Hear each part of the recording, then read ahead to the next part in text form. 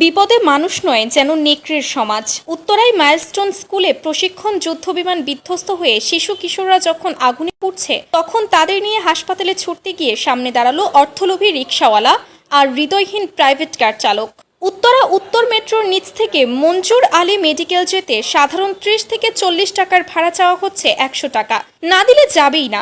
আধা কিলোমিটার পেছনে মাইলস্টোন থেকে আধুনিক হাসপাতালে যাওয়ার জন্য একটি সিএনজি চালক দাবি করেছে 1000 টাকা। চোখে আগুন, হৃদয়ে দাহ নিয়েও কেউ এগিয়ে আসছে না সহানুভূতির হাত বাড়াতে। একটি ভিডিওতে দেখা যায় এক ব্যক্তি কোলে আগুনে পোড়া নিয়ে গাড়ির জন্য ছুটছেন, কিন্তু একটিও প্রাইভেট কার থামেনি। রাজধানী ঢাকায় একদিনেই উন্মোচিত হলো আমাদের ভেতরের নিষ্ঠুরতম রূপ।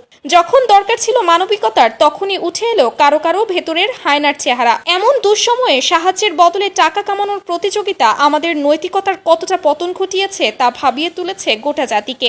এই কি ছিল আমাদের সভ্যতা? এই কি মানুষ?